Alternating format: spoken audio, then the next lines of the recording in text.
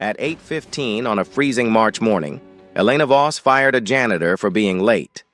At 1:15 that same afternoon, she sat in a lawyer's office and heard his name read from her dead father's will beside $200,000 and 7 words that split her life in half. The janitor she had erased, without a second thought, was the one man her father had trusted most, and the 7 words he left behind were not meant for Clinton. They were meant for her. Elena Voss's alarm went off at 5:15 every morning, and every morning she was already awake. She did not believe in lying in bed. Lying in bed meant thinking, and thinking the kind that had nothing to do with quarterly projections or client retention was something she had learned to avoid a long time ago. Her penthouse apartment sat on the 32nd floor of a glass tower downtown. From her bedroom window, the city skyline stretched out like a circuit board, blinking and humming with the efficiency she admired most in the world. She showered in exactly 7 minutes, dressed in one of 12 nearly identical charcoal suits, and left the building by 6:10. No coffee at home. Coffee was for the office where it served a purpose fuel, not comfort. By 6:30, she was already at her desk on the top floor of Voss & Crane Consulting. The firm her father had co-founded 31 years ago now employed over 200 people and pulled in 8-figure revenue. Elena had taken over as CEO 6 years ago, the same year her father retired, and she had doubled the company's valuation in less than 4. She was proud of that number. Numbers did not lie. Numbers did not disappoint. That morning, she pulled up the monthly performance dashboard on her screen. Names and metrics filled the columns: attendance rates, task completion, disciplinary notes. She did not think of them as people. She thought of them as inputs, and when an input underperformed, it was replaced. That was not cruelty. That was management. She flagged 3 names in red. One of them was Clinton Reyes. On her desk sat a gold pocket watch, old and slightly scratched. It had belonged to her father. She kept it next to her monitor, not out of sentimentality, but because it matched the brass fixtures in her office. At least that was what she told herself. 14 floors below, Clinton Reyes was already pushing a mop bucket down the east corridor at 6:45, 15 minutes before his shift technically started. He always came early.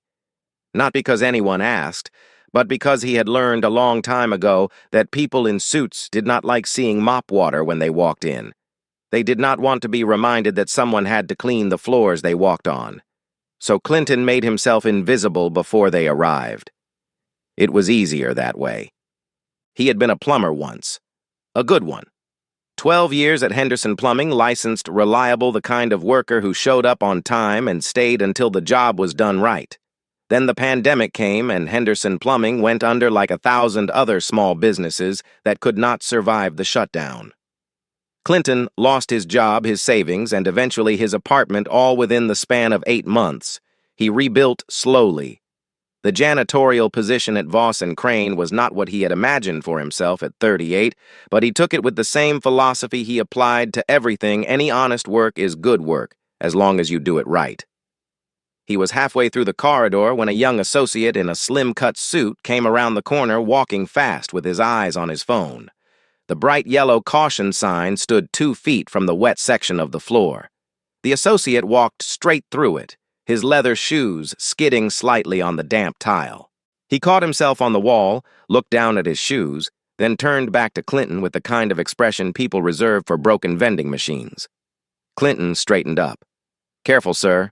Floor's still wet." The associate said nothing. He adjusted his jacket, wiped his sole against the dry carpet, and kept walking. Clinton watched him go, then turned back to his mop. He did not expect a thank you. He had stopped expecting those a long time ago.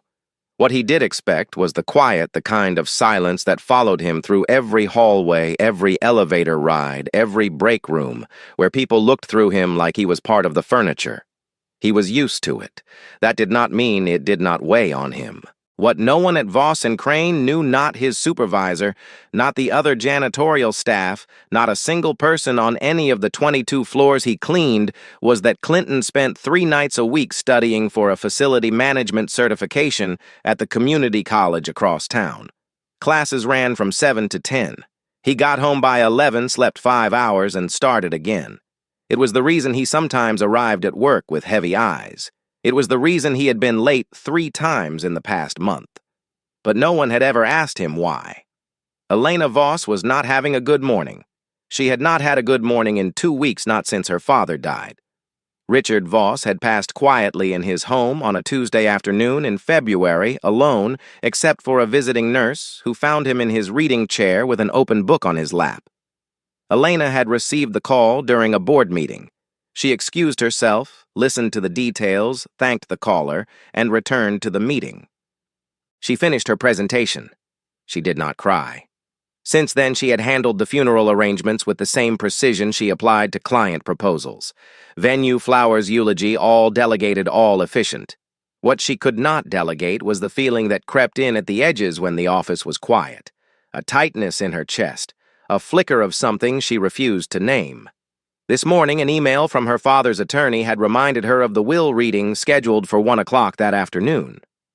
She stared at the email for 10 seconds, then closed it. The timing was terrible. She had a full calendar. She resented the interruption not because she did not care, but because caring meant stopping, and stopping meant feeling, and she was not ready for that. So she did what she always did when the world pressed too close. She tightened her grip. Tom Hadley, the head of human resources, appeared at her door at 8:15 with a manila folder. He was a calm man in his late 40s, the kind of person who believed that policy existed for a reason and that shortcuts eventually cost more than they saved. He placed the folder on her desk, a list of employees flagged for performance review. Clinton Reyes was second on the list. 3 late arrivals in the past month, 2 unscheduled absences. Tom recommended a formal, written warning standard procedure documented, giving the employee a chance to explain and correct. Elena did not look up from her screen. "I'm not paying someone who can't show up on time. Terminate his contract today." Tom shifted his weight.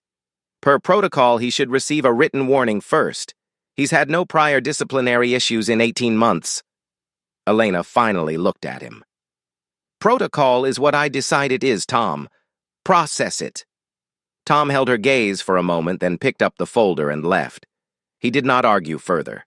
He had worked with Elena long enough to know when the conversation was over. What happened next was not planned. It was not on Elena's calendar, not in any memo, not part of any protocol. It happened because she stepped out of her office to walk to the conference room, and there, right outside the glass doors, Clinton Reyes was mopping the floor. She stopped. He looked up. Later, Elena would not be able to explain why she did what she did. Maybe it was the email from the attorney still burning in her mind. Maybe it was the need to control something, anything, on a day when so much felt beyond her reach. Maybe it was simply that she saw a name from her red-flagged list standing right in front of her, and the distance between decision and action collapsed to 0. She told him his contract was terminated effective immediately. She said it clearly, directly, the way she delivered every directive, without softening, without apology. 4 employees in the hallway heard every word. None of them moved. Clinton held the mop handle with both hands. He looked at Elena, not with anger, not with pleading, with something closer to recognition, as if this moment had always been waiting for him somewhere, and now it had simply arrived. He asked one question. "Can I at least finish the floor? It's still wet. Someone might slip." Elena said nothing. Clinton leaned the mop against the bucket, walked to the front desk, removed his employee badge, and set it down on the counter. He did not look back. His work boots, creased and worn soft from years of use, squeaked faintly against the polished granite as he crossed the lobby and pushed through the glass doors into the cold. The hallway stayed quiet after he left. One employee turned back to her desk. Another stared at his phone. Tom Hadley stood near the elevator watching Elena. He shook his head slightly, almost imperceptibly, but said nothing. Elena returned to her office and closed the door. For a brief moment, her eyes drifted to the gold pocket watch on her desk. Her father's watch. Her hand trembled just barely, just for a second, before she pulled her laptop closer and began drafting an email. Control. Always control. At 1 o'clock, she drove to the law office of Margaret Caldwell. The conference room smelled of old paper and wood polish. The walls were lined with dark oak shelves, filled with legal volumes no one had opened in years. A single window let in the gray light of a March afternoon. Elena sat alone at the long table. She was Richard Voss's only child. There was no one else to sit beside her. Margaret Caldwell was a woman in her late 60s, composed, unhurried, the kind of attorney who had seen enough grief to know that silence often said more than sympathy.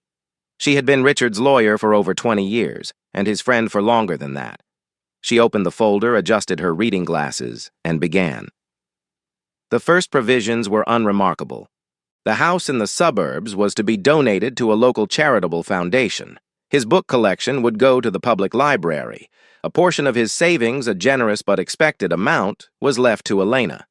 Then Margaret turned the page. She read the next line slowly, the way a person reads something they know will change the air in the room. I leave the sum of $200,000 and my workshop at 412 Birch Street to Clinton Reyes, a man whose kindness reminded me what I should have taught my daughter. Elena's fingers curled around the edge of the table. I'm sorry, what name? Margaret looked up from the document. Clinton Reyes.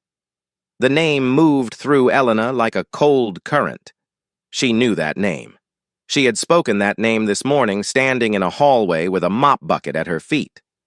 The image hit her without warning. Clinton's face, the badge on the front desk, his shoes on the granite floor. Her mouth opened, but the words came out thin. That's the janitor, from my company. Margaret removed her glasses and folded her hands on the table. Her expression did not change. Richard mentioned him often. He spoke of Clinton with great respect. Elena stared at the document. The ink on the page did not move. The name did not change. And somewhere beneath the shock, a question began forming, one that she was not yet ready to ask, but could no longer avoid. Why would her father, a man who built a consulting empire from nothing, leave $200,000 and his most personal space to a janitor? And what did he mean? What I should have taught my daughter. Elena did not go home after leaving Margaret Caldwell's office. She drove in circles for 40 minutes through downtown past the waterfront along streets she did not recognize before pulling into the parking garage beneath her building and sitting in the dark with the engine off.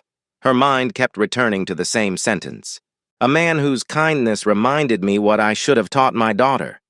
She turned it over like a stone in her hand, pressing against its edges, looking for the crack that would let her dismiss it. By the time she rode the elevator to her penthouse, she had found one. Her father had been sentimental. He had always been that way, the kind of man who gave money to strangers on the street and remembered the names of waitresses at diners he visited once a year.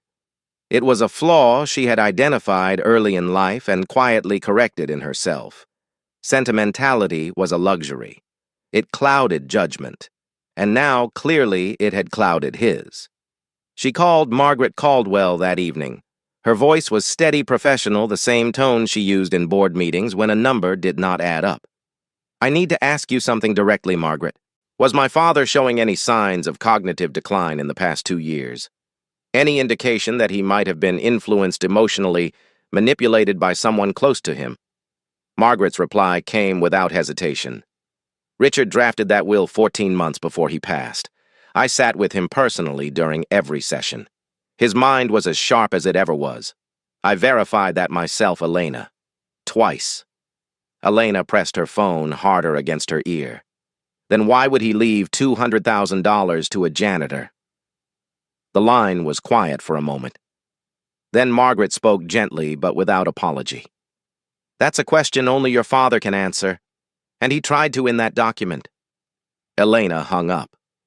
She set the phone on the kitchen counter and stared at the dark skyline through the window. Somewhere in this city, Clinton Reyes was going about his evening, a man she had erased from her company with a single sentence that morning, who now sat at the center of her father's final wishes. She could not reconcile the two images. The man with the mop. The man in the will.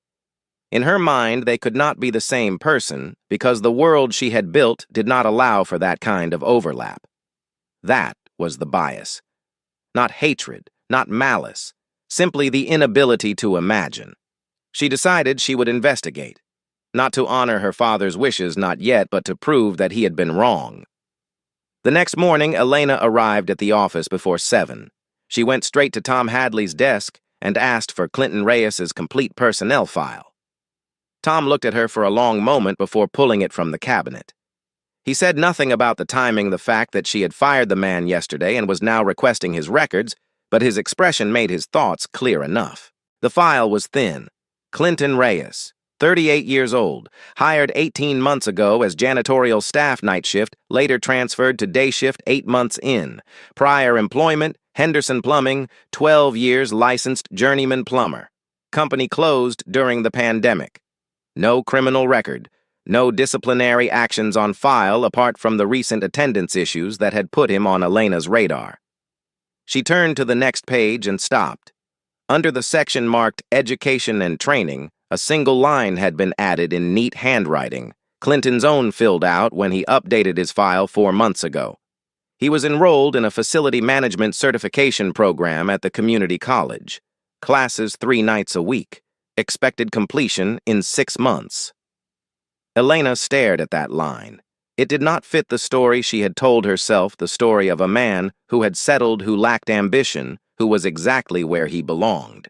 This was a man working toward something, quietly, without asking anyone to notice. Tom was still standing near the cabinet. He cleared his throat and added one more detail almost as an afterthought. For what it's worth, Reyes is the only custodial employee who's never received a single complaint in 18 months. Actually, 2 people in the building sent emails thanking him. One was for fixing a broken desk chair. The other was for repairing a leaking faucet in the 7th floor kitchen, on his own time. Elena closed the file without responding. But something had shifted. A hairline fracture had appeared in the wall she had built overnight, and she could feel the pressure behind it, small, persistent, impossible to ignore. The file told her nothing about how Clinton knew her father. For that, she would need to go somewhere she had been avoiding for a long time. She drove to her father's house that afternoon. It sat on a quiet street in the suburbs, a modest 2-story with a small front garden and a mailbox Richard had painted dark green decades ago. Elena had grown up in this house. She had learned to ride a bike on that sidewalk, had done homework at the kitchen table, had left for college from the front porch with a suitcase and a certainty that she would never look back. She had been right about that last part. The house smelled the same coffee grounds, old books, and something faintly woody like sawdust. The kitchen table was still there, scarred and familiar. Dishes sat in the drying rack, washed but never put away. The visiting nurse had left everything as it was, and no one had come since. Elena walked through the living room and into her father's study. The bookshelves were full history, philosophy, biographies of men who built things with their hands. On the desk, a reading lamp with a cracked shade. On the wall, framed photos Richard at the groundbreaking of Voss and Crane. Richard shaking hands with the mayor Richard at a charity dinner in a suit that never quite fit him right. And then, on the shelf beside the window, one more photograph. It showed Richard standing in front of the backyard workshop, smiling, not the polite smile of a posed picture, but a real one, wide and unguarded. Next to him stood a younger man in a work shirt holding one end of a wooden chair they had apparently just finished building together. The younger man was Clinton Reyes. Elena picked up the frame. Her hands were trembling. It was the only photograph on the shelf where her father was smiling like that. Every other picture showed a man performing his role, businessman, philanthropist, civic leader. This one showed a man who was simply happy. A knock came from the front door. Elena set the frame down and walked to the entryway. The woman standing on the porch was in her early 70s, short and solid with silver hair pulled back and reading glasses hanging from a chain around her neck.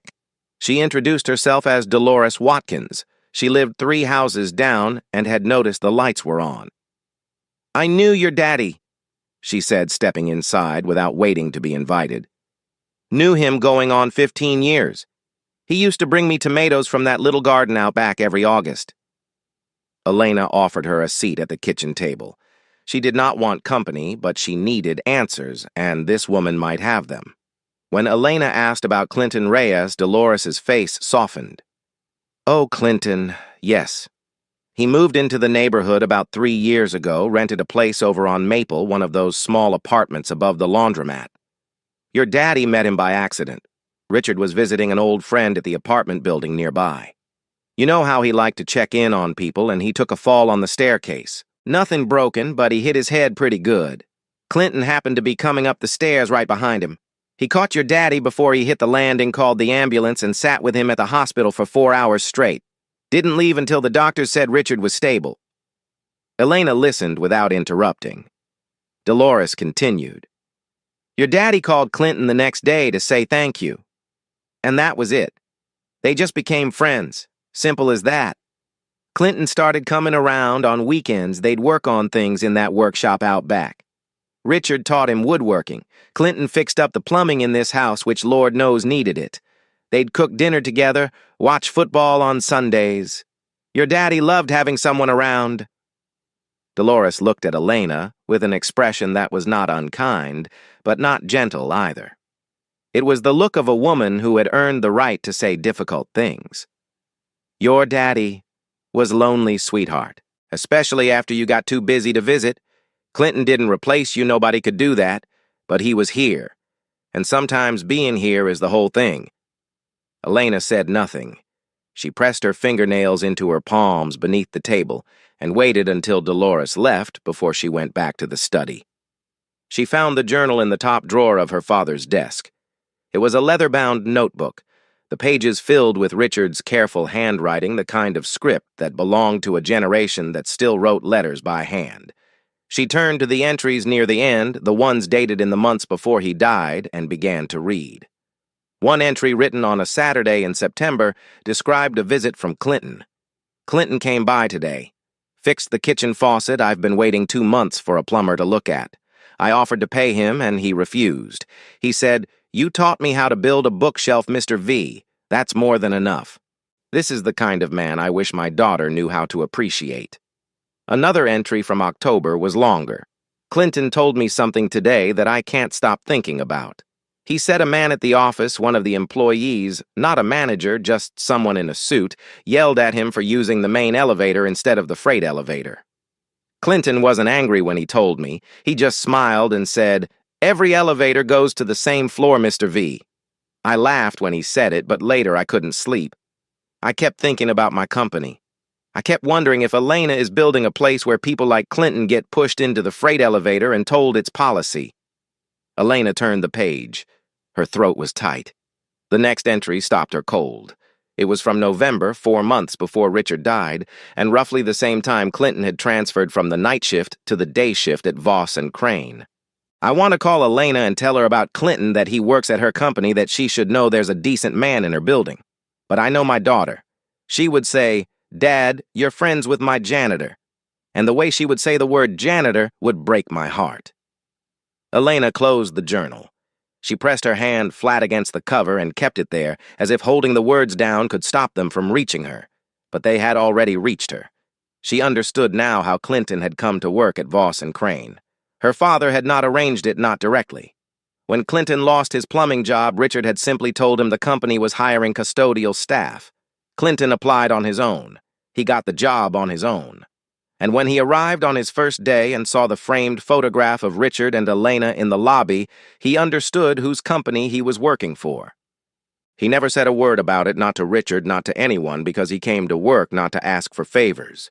And her father, watching from a distance, had said nothing either, because he knew that telling Elena would only confirm what he already feared, that his daughter would not see Clinton as a person.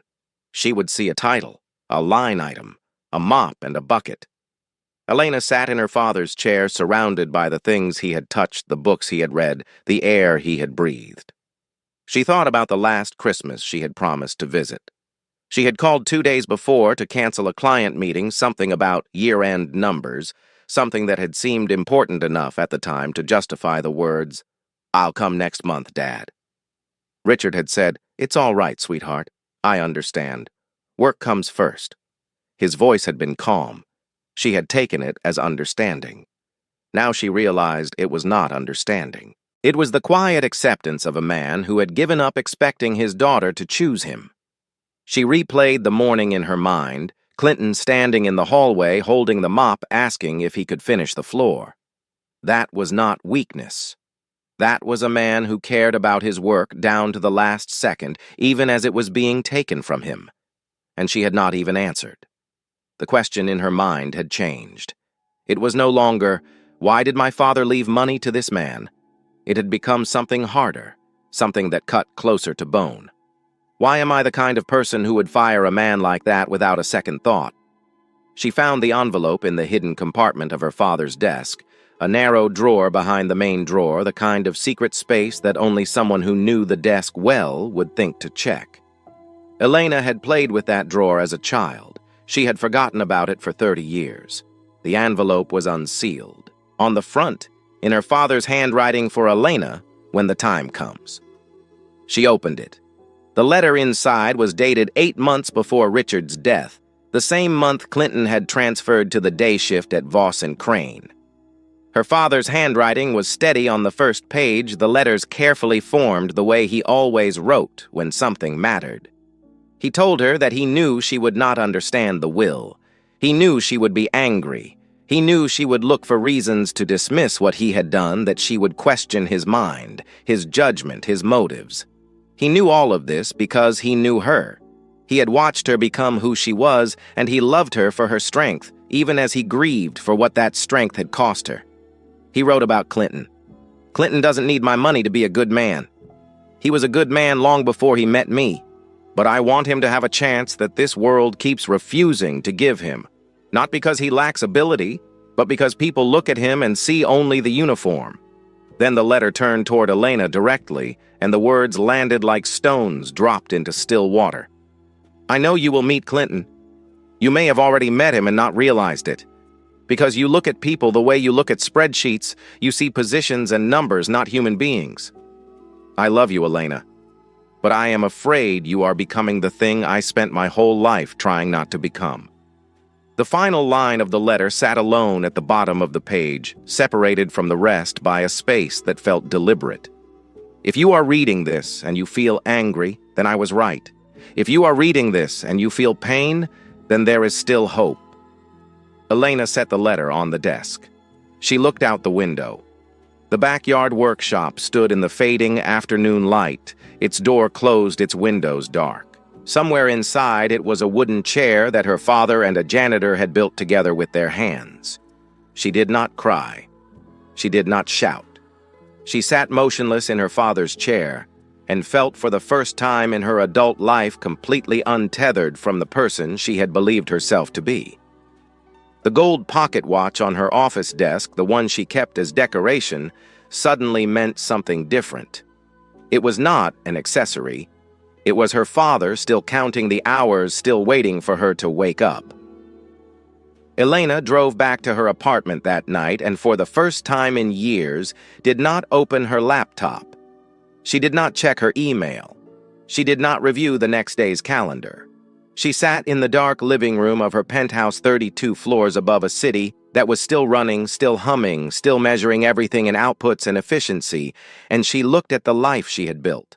Every promotion, every quarterly record, every decision she had been proud of. She had built all of it on a system she was only now beginning to see clearly, a system that sorted people into categories before they ever opened their mouths, a system that called itself merit-based, while quietly making sure that certain people never got close enough to prove their merit.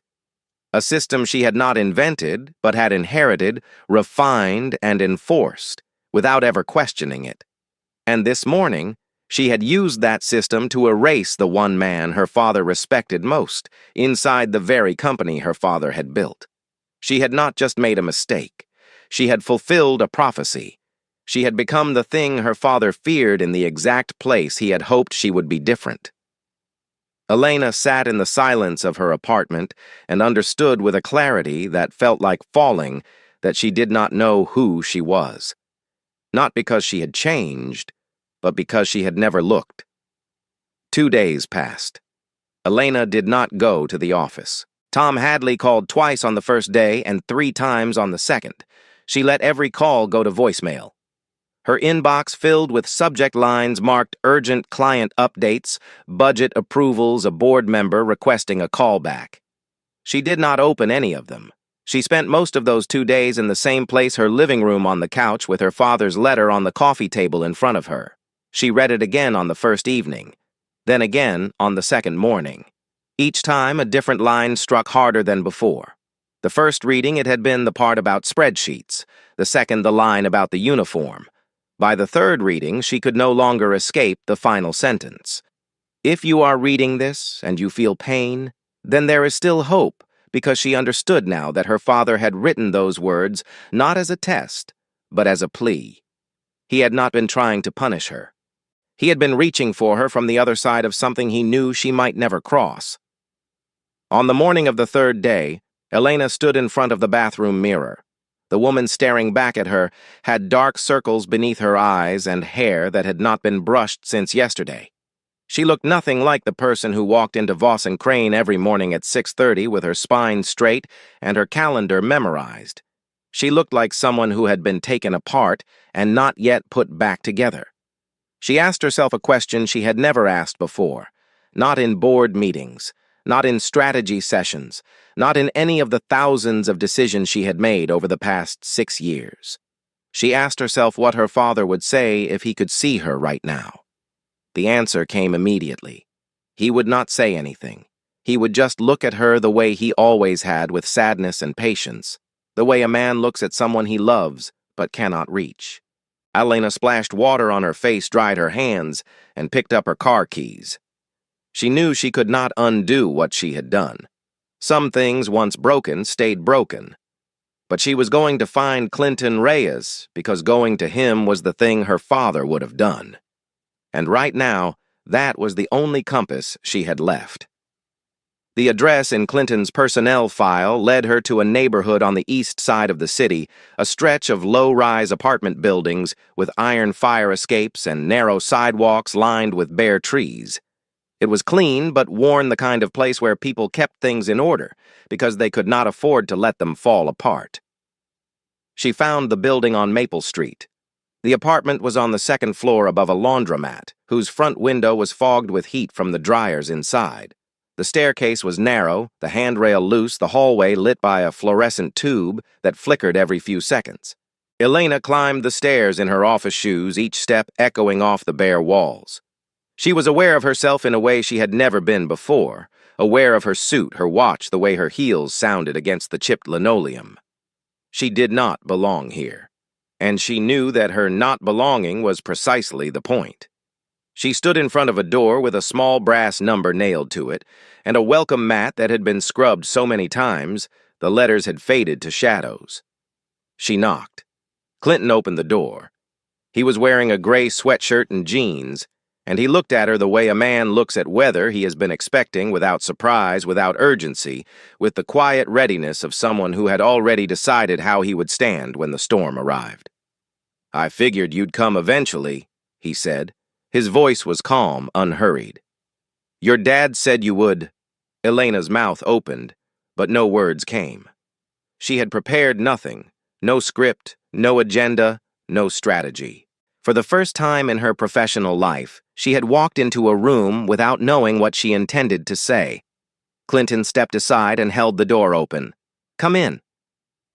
The apartment was small, one bedroom, a kitchen that doubled as a dining room, a living room with a window overlooking the laundromat's back lot. But it was organized with a care that bordered on craftsmanship. Tools hung on a pegboard above a workbench in the corner, each one outlined in marker so it could be returned to its exact place.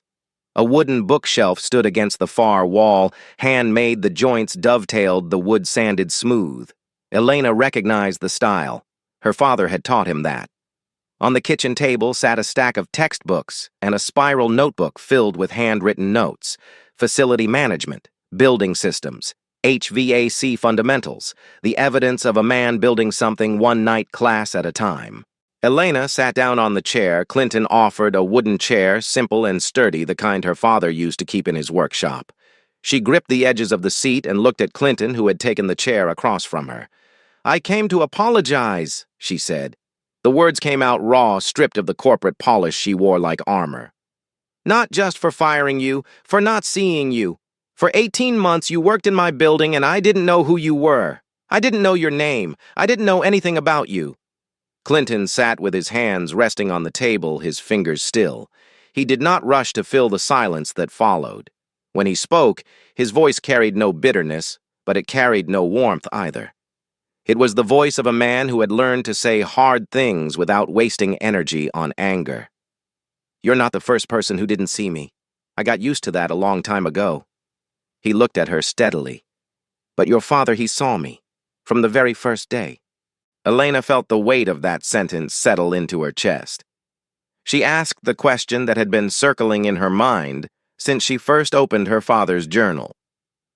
"Why didn't you ever tell anyone you knew my father?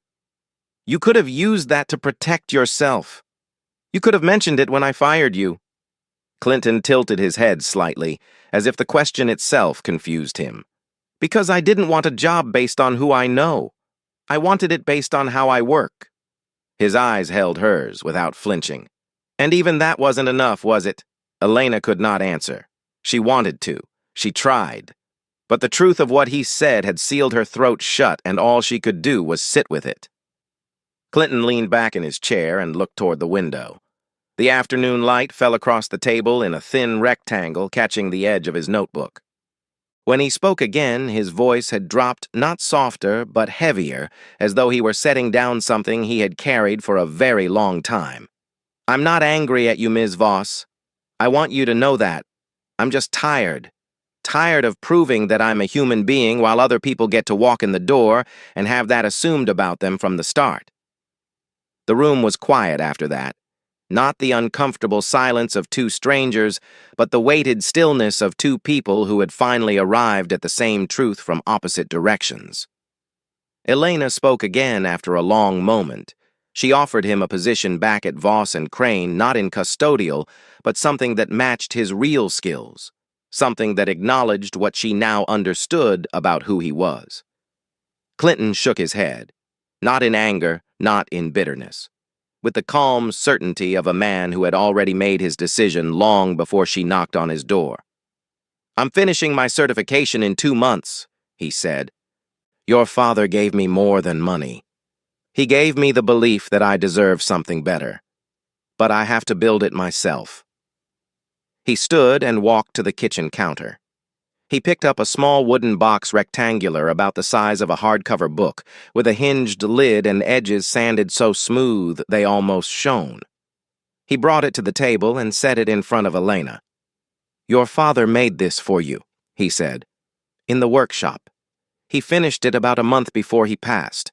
He was going to mail it, but he never got around to it." Elena opened the lid. Inside, resting on a piece of dark felt, was a photograph. It showed a man in his late 30s, her father young and lean with a full head of dark hair, holding a little girl on his shoulders. The girl was laughing, her hands gripping his forehead, her mouth wide open with the kind of joy that only exists before the world teaches you to measure it. Elena turned the photograph over. On the back, in her father's handwriting, faded but legible, "My little CEO, don't forget to look up from the numbers sometimes."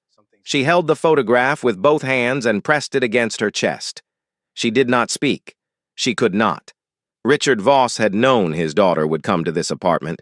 He had told Clinton as much, not with certainty, but with the stubborn hope of a father who never stopped believing his child could change. "She's not a bad person, Clinton," he had said. "She's just lost. And sometimes lost people need someone to stand still so they can find their way back." Clinton had stood still, and Elena had found her way. She returned to Voss and Crane the following morning. The receptionist looked up startled. Two associates in the hallway stopped mid-conversation. She walked past them without explanation, went straight to her office, and called Tom Hadley in. He stood in front of her desk, the way he always did, hands clasped, posture straight, waiting. "Starting today." Elena said, "Every personnel decision goes through you first, no exceptions, including decisions from me." Tom studied her face for a moment. He did not smile. He did not congratulate her. He simply nodded, picked up his folder, and walked out. He knew Elena well enough to understand that this was not a performance. It was a correction, and corrections did not need applause. Over the following weeks, Elena began making changes, not with grand speeches or company-wide memos, but with the small, deliberate adjustments of a person who was learning to see what she had spent years overlooking.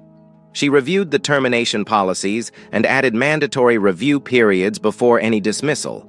She established a fund for employees facing personal hardship, not charity, but a bridge for people who needed time without losing their livelihood. And she began doing something she had never done in 6 years as CEO. She learned the names of the people who cleaned the floors, stocked the kitchens, and maintained the building she worked in every day. She was still Elena, still sharp, still demanding, still the kind of leader who expected results and did not tolerate excuses. But she had come to understand something her father had known all along, that efficiency without humanity was not leadership. It was machinery, and machines did not build companies worth inheriting. People did. 6 months later, Elena was driving through the east side of the city on her way back from a client meeting when she passed a small commercial building she had never noticed before. A new sign hung above the entrance, freshly painted, the letters clean and bold against a dark green background, Reyes Facility Services. She pulled the car to the curb and looked through the storefront window. Inside, Clinton stood in a button-down shirt, leaning over a desk with a clipboard, talking to a young employee. The office was modest, a few desks, a filing cabinet, a whiteboard on the wall with a schedule written in dry erase marker. Small, but his. Clinton looked up and saw her through the glass. For a moment, neither of them moved. Then he nodded once, a quiet, steady acknowledgement. Not the nod of a man walking away from something. The nod of a man who had arrived. Elena nodded back. Then she put the car in drive and pulled away from the curb. Richard Voss did not leave his money to Clinton Reyes out of pity. He left it out of respect, the kind of respect that is earned not by titles or performance reviews, but by the way a man treats people when no one is watching. And the letter he left for his daughter was not a rebuke. It was an invitation to come back to herself. Because the true measure of a person was never written on an employee badge or printed on an office door. It was found in the way you treated the people you believed could do nothing for you at all. And if this story made you think even for a moment about someone in your own life you might have walked past without seeing, then maybe Richard's letter wasn't just for Elena. Maybe in some small way it was for all of us. If you felt something listening to this, I'd love to hear about it in the comments. And if you know someone who needs to hear this story today, share it with them. Sometimes a story finds the right person at the right time. Thank you for being here. I'll see you in the next one.